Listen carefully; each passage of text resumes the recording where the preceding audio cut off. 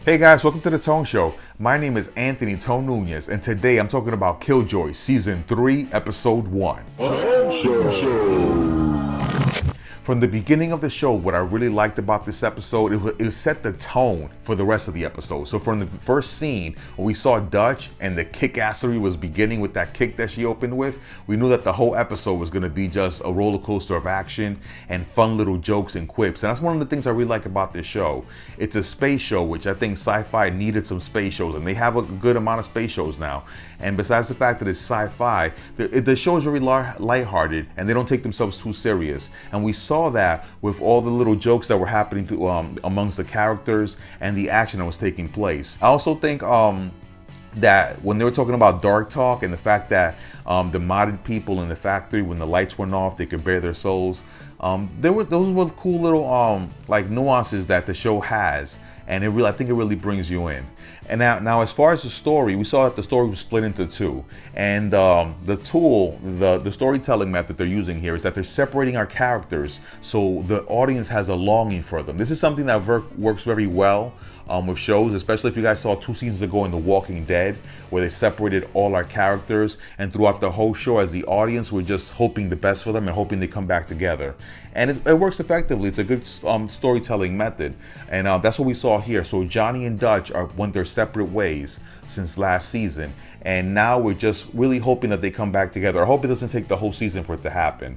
So on Johnny's side, it's a battle of the hack mods versus the basics, which is the regular humans, and he has to find the factory, take it down, find Clara, and return Alice, that kick-ass mod, back to Clara. Now on Dutch's side, we have the storyline that we've been following with the Hullen, which is basically these parasites, and basically the battle between the Hullen and regular humans. And both of them have their own parallels if you look at both of the challenges they have. And Johnny is just like Dutch. Both of them are very hard-headed, and as much as you want them each to call each other and say, hey, I need some backup, they're just too hard-headed and self-reliant to do that. So one of the things I really like about this episode is that they both set off on their own journeys, and even though we want both characters together, I really like the storylines they're both following. And both of them have supporting characters, enough supporting characters that are fun enough, I think, to fill the void of the other one missing. For example, Dutch has a merry group of deviants with the Killjoys. So she has the monk, she has the bartender, and we learned about this new character, Pippin. At first I wasn't sure if he was just going to be killed during the episode, but he turned out to be someone who they're probably going to rely on later on, as well as to introduce the character of Sweet Janet. One of the things that I really like about Killjoys and sci-fi as a whole, sci-fi is killing it. The Sci-Fi Channel is killing it when it comes to diversity. And that's something that I think should be highlighted, and it should be appreciated and celebrated. We see a variety of female leads and supporting actresses on sci-fi, specifically on this show.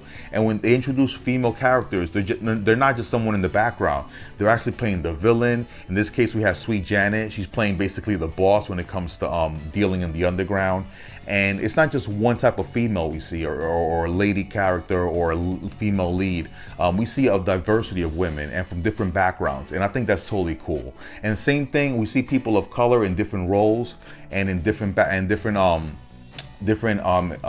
social classes in this show, and I think that's really cool. So sci-fi, bravo to you for celebrating diversity and showing us a future in space where everyone doesn't look the same.